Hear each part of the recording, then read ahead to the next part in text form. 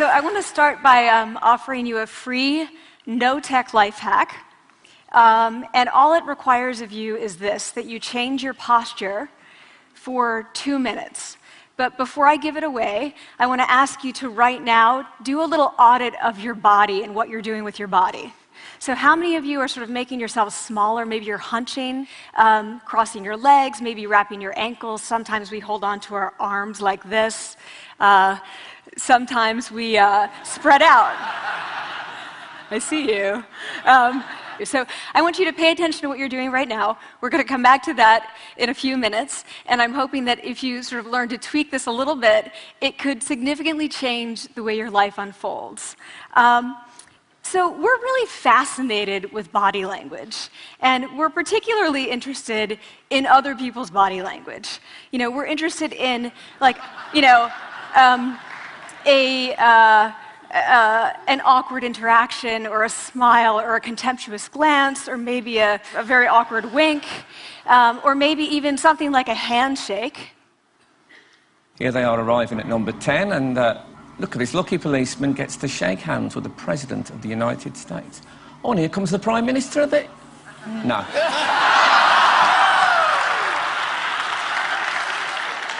So a handshake, or the lack of a handshake, can have us talking for weeks and weeks and weeks, even the BBC and the New York Times.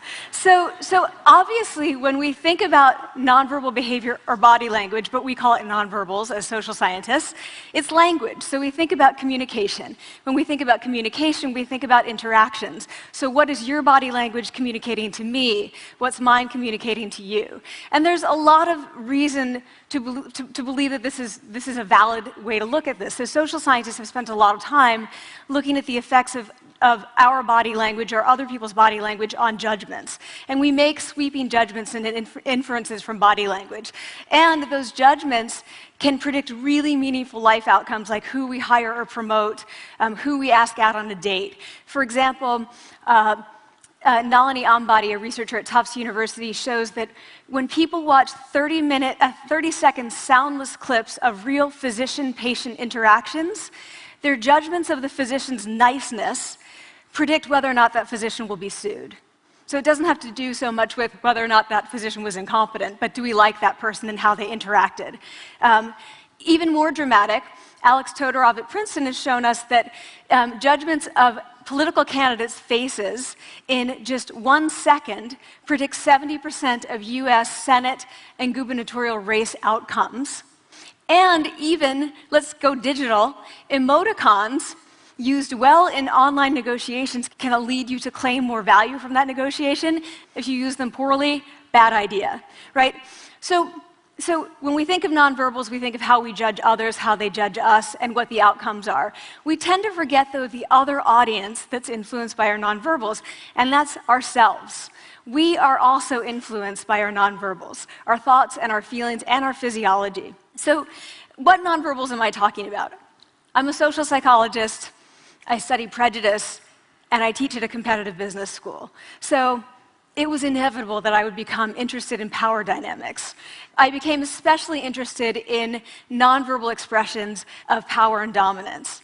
And what are nonverbal expressions of power and dominance? Well, this is what they are. So in the animal kingdom, they are about expanding. So you make yourself big, you stretch out, you take up space, you're basically opening up. It's about opening up. And this is true across the animal kingdom. It's not just limited to primates, and humans do the same thing. So they do this both when they have power sort of chronically, and also when they're feeling powerful in the moment. And this one is especially interesting because it really shows us how universal and old these expressions of power are.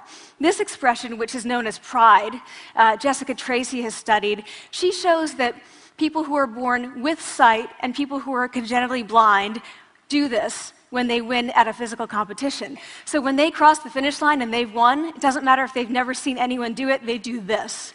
So the arms up in the V, the chin is slightly lifted. What do we do when we feel powerless? We do exactly the opposite.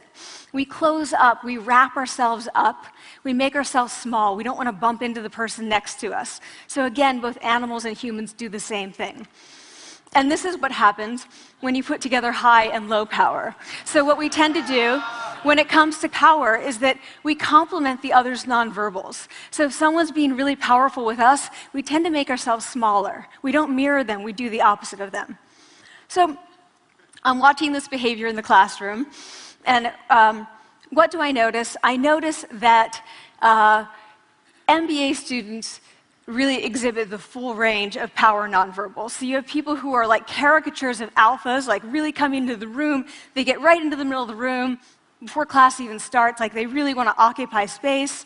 When they sit down, they're sort of spread out. They raise their hands like this.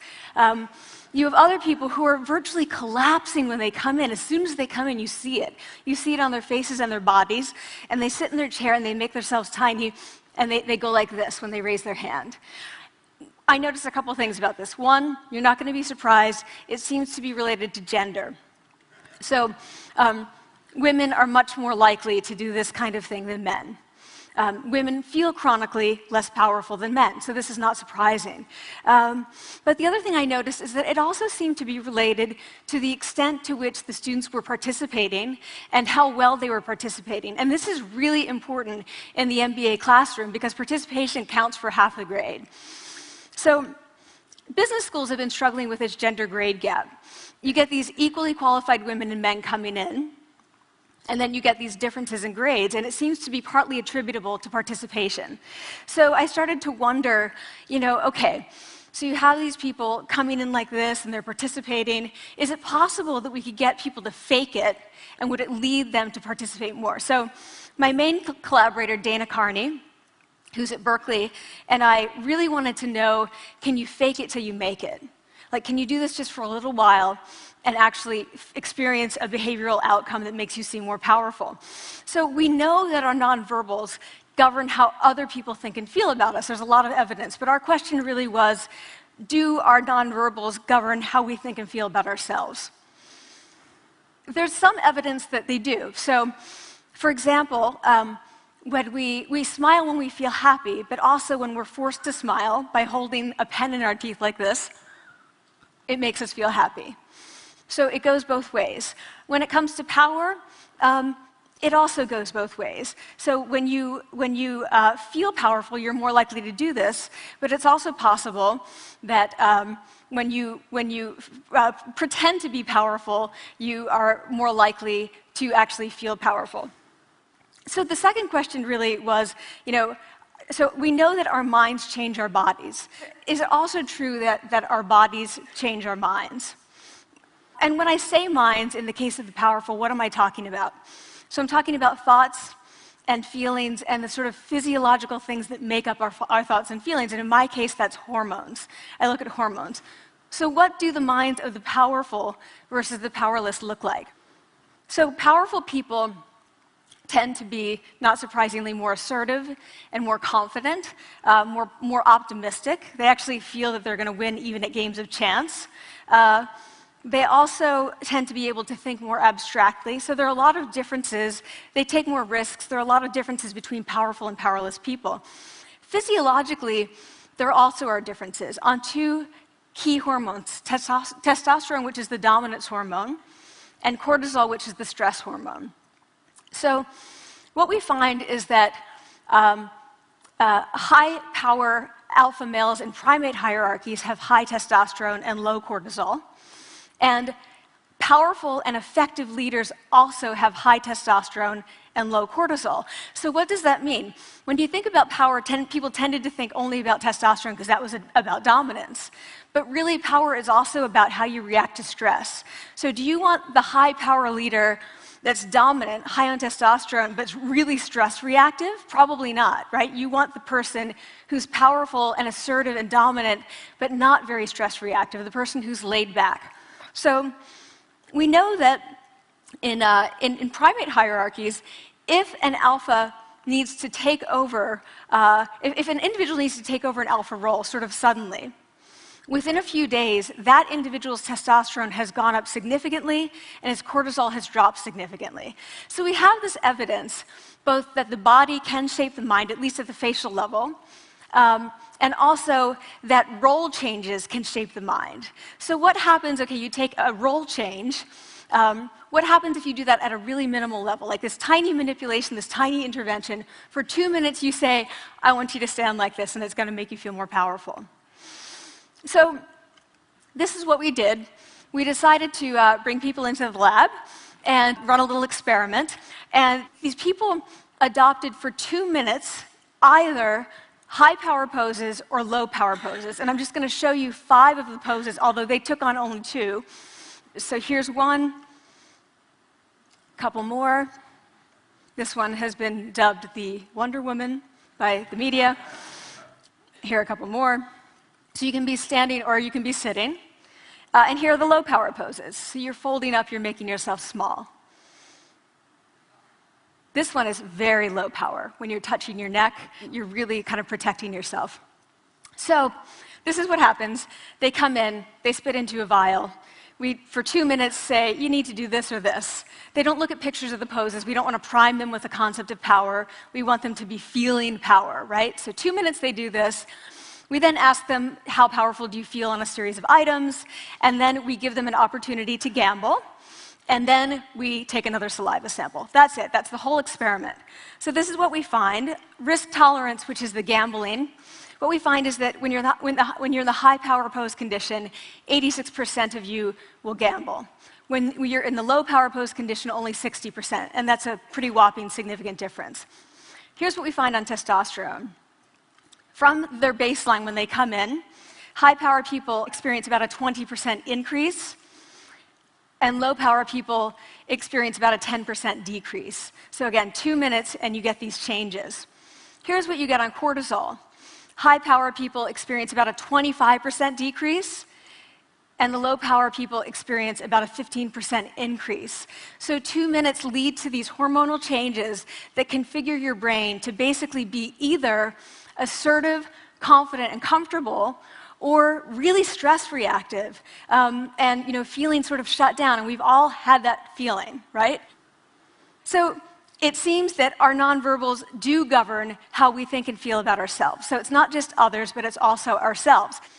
Also, our bodies change our minds. But the next question, of course, is, can power posing for a few minutes really change your life in meaningful ways? So this is in the lab, it's this little task, it's just a couple of minutes. Where can you actually apply this, which we cared about, of course. And so we think it's really what matters, where you want to use this is evaluative situations, like social threat situations. Where are you being evaluated? Either by your friends, like for teenagers, it's at the lunchroom table. It could be, for some people, it's speaking at a school board meeting. It might be giving a pitch, or giving a talk like this, or doing a job interview. We decided that the one that most people could relate to, because most people had been through, was the job interview. So we published these findings, and the media are all over it, and they say, okay, so this is what you do when you go in for the job interview, right? So we were, of course, horrified and said, oh my God, no, that's not what we meant at all, for numerous reasons. No, don't do that. Again, this is not about you talking to other people, it's you talking to yourself. What do you do before you go into a job interview? You do this. Right? You're sitting down, you're looking at your iPhone or your Android, not trying to leave anyone out. You're looking at your notes, you're hunching up, making yourself small, when really what you should be doing maybe is this, like in the bathroom, right? Do that, find 2 minutes. So that's what we want to test, okay? So we bring people into a lab, and they do either high or low power poses again. They go through a very stressful job interview. It's 5 minutes long. They are being recorded, they're being judged also, and the judges are trained to give no nonverbal feedback. So they look like this. Like, imagine this is the person interviewing you. So for 5 minutes, nothing. And this is worse than being heckled. People hate this. It's what Marianne LaFrance calls standing in social quicksand. So this really spikes your cortisol. So this is the job interview we put them through, because we really wanted to see what happened.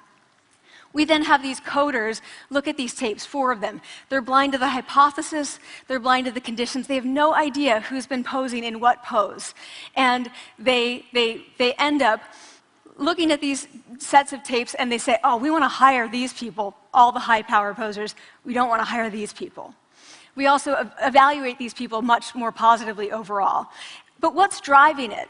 It's not about the content of the speech. It's about the presence that they're bringing to the speech. We also, because we rate them on all these variables related to sort of competence, like how well structured is the speech? How good is it? What are their qualifications? No effect on those things. This is what's affected, these kinds of things. People are bringing their true selves, basically. They're bringing themselves. They bring their ideas, but as themselves, with no residue over them. So this is what's driving the effect or mediating the effect. So when I tell people about this, that our bodies change our minds and our minds can change our behavior and our behavior can change our outcomes, they say to me, it feels fake, right? So I said fake it till you make it. Like, it's not me.